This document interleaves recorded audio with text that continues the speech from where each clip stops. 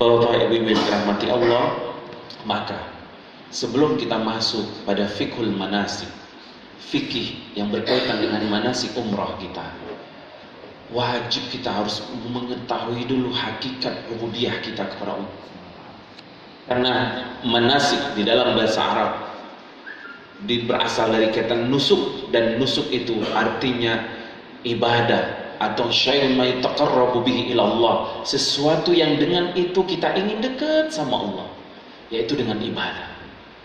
Maka sebelum kita masuk aplikasi ibadahnya, operasionalnya, bahasanya operasionalnya, kita harus tahu dulu konsep awal ibadah ini, hakikat ibadah itu apa, tujuan ibadah itu apa, dan untuk apa kita ibadah, dan kepada siapa kita beribadah. Itu yang harus kita ketahui dulu, yang harus kita kuatkan, yang harus kita jadikan aslun, pokok utama di dalam akidah kita, di dalam keimanan kita, agar ibadahnya nanti, aplikasinya tahqiqul ibadah, tatbiqul ibadah, praktek ibadahnya di lapangan nanti benar-benar berkualitas.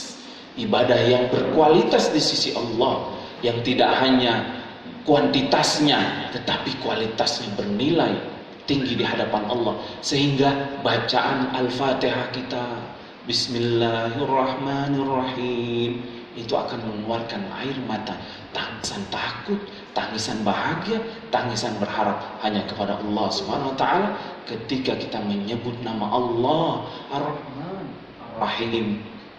Alhamdulillahirabbil alamin Ar-Rahmanir Rahim.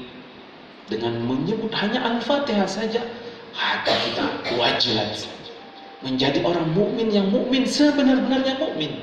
Allah berfirman dalam surat Al-Anfal ayat 2, 3 dan 4, innamal mu'minun, orang-orang beriman itu, allazina idza dzukirallah, apabila disebut nama Allah, wajilat qulubuhum, hati mereka langsung gemetar takut. Wa idza tuliyat alaihim ayatuhu, apabila dibacakan ayat-ayat Allah, zadatsum imana, keimanan mereka semakin bertambah, semakin sempurna. Wa ala rabbihim yatawakkalun, dan hati mereka hanya bergantung, hanya menggantungkan semua harapan, semua cita-cita, semua permintaan, semua takut, semua cinta kepada Allah Subhanahu wa taala. Alladzina yuqimunas shalah, kata Allah, mereka semangat dalam salat. Mereka tegakkan itu salat yang wajib, salat yang sunnah mereka laksanakan. Wa mimma razaqnahum yunfikun, mereka juga tidak bakhil. Rezeki yang Allah berikan kepada mereka, mereka sisihkan untuk orang-orang yang berhak menerimanya, baik dari anak istrinya, nafkah yang wajib, atau orang tuanya, atau sanak familinya, kerabatnya yang lebih susah dari, atau anak orang fakir, anak yatim, ibnu sabil dan seterusnya. Kemudian apa kata Allah dalam surat Al-Anfal ayat selanjutnya? Ulaika humul mu'minuna haqqan. Mereka inilah orang-orang seperti ini, orang-orang yang sejati, sebenar-benarnya iman. Lahum darajatun 'inda rabbihim, atas iman mereka, amal mereka, kami akan naikkan derajat mereka, semakin naik harkat martabat derajatnya di sisi Allah, bukan di sisi manusia. Mungkin manusia melihatnya biasa-biasa aja, tapi ternyata para malaikat menaunginya atas perintah Allah kan. Para malaikat menjaganya atas izin Allah karena dia orang yang bertakwa. Doanya sekali doa diijabah oleh Allah, karena mereka lah orang-orang yang beriman sesungguhnya. Siapa mereka? Ibu-ibu, bapak-bapak yang dirahmati Allah, orang yang seperti ini, orang yang seperti apa? Mereka orang-orang yang ma'rifatullah. Mereka orang-orang yang mengetahui siapa Rabb mereka, kemudian mengetahui tujuan diciptakan oleh Rabb mereka, yaitu menegakkan ibadah, sepenuh ibadah hanya kepada Allah Subhanahu wa taala. Para ulama kita menyebutkan karena tujuan Allah menciptakan alam semesta ini, Allah menciptakan kita yang ada di dalamnya, untuk dua perkara yang sangat agung. Yang pertama mengenal Allah, yang kedua beribadah hanya kepadanya. Bapak ibu-ibu yang dirahmati Allah, coba kita lihat di dalam surat At-Talaq ayat ke-12. Bismillahirrahmanirrahim. Allahul ladzi khalaqa sab'a samawati wa minal ardi mithlahunna yatanazzalul amru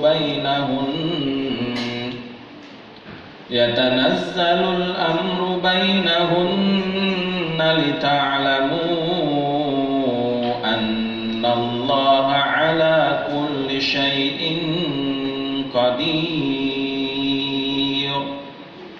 wa annallaha qad ahata bi kulli syai'in ilma. Allah berfirman, Allah dialah Allah alladzi khalaqa sab'a samawat, yang telah menciptakan 7 langit, wa minal ardi mislahunna, menciptakan 7 bumi, yatanazzalul amru bainahunna, turun perintah Allah kepada langit, kepada bumi. Semua langit dan bumi ini mentaati perintah Allah. Karena itu nggak boleh kita menyalahkan kejadian langit atau kejadian bumi menisbatkan kepada manusia, misal nggak boleh. Misal banjir disebabkan kesalahan si fulan, nggak boleh. Gempa karena kesalahan fulan, tsunami karena kesalahan manusia, nggak ada itu. Semua musibah yang ada di langit dan di bumi ini atas perintah siapa, Pak? Allah. Karena Allah yang menciptakan langit dan bumi, dan Allah yang telah menetapkan kejadian-kejadian di langit dan di bumi. Untuk apa sih Allah ciptakan langit dan bumi? Allah ciptakan kejadian-kejadiannya untuk apa? Lihat di ayat ini, lita'lamu. Untuk apa?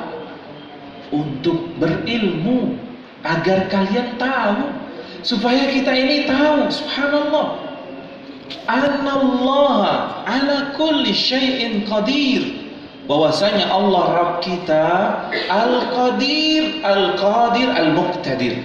Di antara Asmaul Husnanya Al-Qadir, ay Al-Qadir atau Al-Muqtadir, yang maha berkuasa, yang maha mampu melakukan apa saja. Allah mampu menjadikan banjir misalkan di Jakarta. Mungkin menurut manusia, oh karena banyak gedung, karena apa? Tanah yang rendah dan seterusnya.